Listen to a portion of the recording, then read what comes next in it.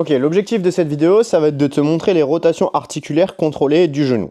Les différents mouvements du genou, ce sont les suivants: la flexion et l'extension et la rotation interne et externe. Pour pouvoir effectuer une rotation interne et externe, il va falloir fléchir la cheville. C'est pour ça que pendant tout le long du mouvement, je vais te demander d'avoir une cheville fléchie. Ok. Les rotations ne sont possibles que si le genou est légèrement fléchi. C'est-à-dire que ici, vous ne pouvez plus faire de rotation, c'est anatomique, c'est normal. Donc, ce que je vais vous demander, c'est d'effectuer cette rotation jusqu'à cette semi-flexion. Mais vous verrez que si vous êtes en rotation, vous allez être bloqué. Donc, vous allez vous mettre sur un banc, sur une peu importe, par terre, sur quelque chose de plat sur lequel vous allez pouvoir vous allonger et vous allez tendre la jambe du dessous. Et vous allez légèrement attraper votre genou. Je ne veux pas que ce soit votre main qui retienne votre genou. Le genou est relâché, mais vous allez pouvoir mettre vos doigts juste en dessous, derrière, dans le creux du genou, qu'on appelle le creux poplité, en touchant le muscle des ischio-jambiers, qui sont les muscles de derrière votre jambe.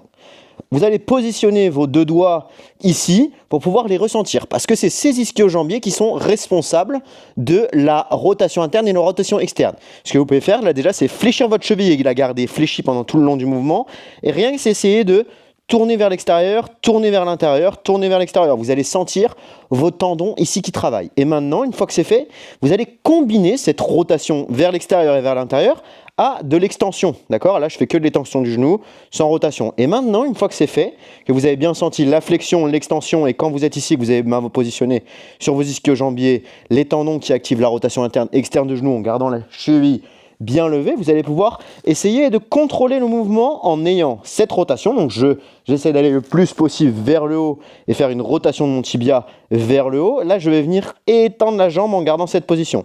Arrivé en position semi-fléchie, je vais tourner de l'autre côté, je sens bien les tendons, et je vais ramener dans l'autre sens. Et je recommence.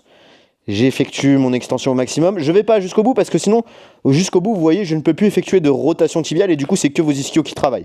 Donc, je garde une légère flexion du genou et je vais chercher jusqu'à mon amplitude maximale. Après, je tourne de l'autre côté et je ramène. Et ainsi de suite jusqu'au nombre de répétitions indiquées sur le programme d'entraînement.